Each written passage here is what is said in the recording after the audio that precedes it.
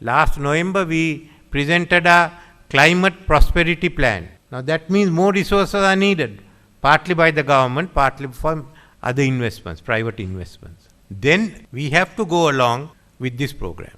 What will happen if we go off this? You will immediately lose the $700 million that the World Bank is due to give us. The second review will be a failure. And on this, I also had the opportunity of being in Paris when President Macron summoned the summit, which really looks at one of the important issues, the debt and climate resilience.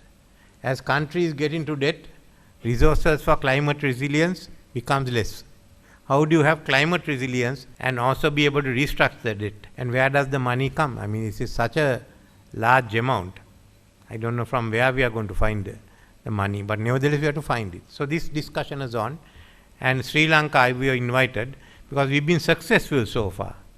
And we made a contribution, and I think Sri Lanka in future will start playing a more active role in this area of debt and climate resilience. I am confident Sri Lanka can make it with what we have got. We have a growth agenda. We put it up for discussion with you all. We have to first get through the debt restructuring.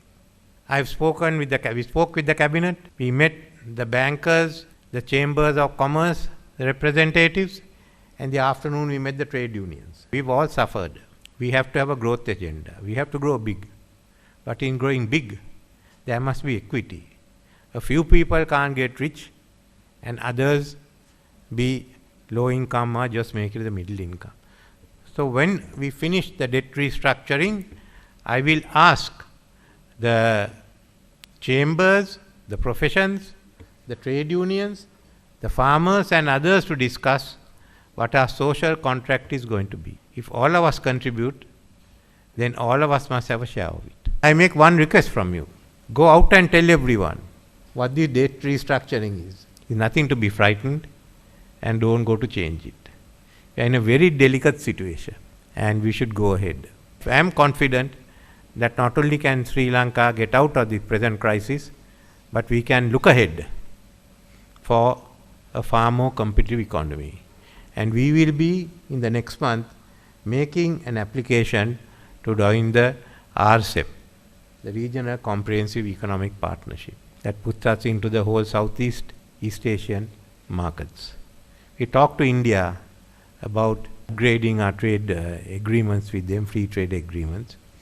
And later on, we'll talk to EU about how we are going to deepen our trade agreements with them. So we have to become a competitive economy. And this is the start of it.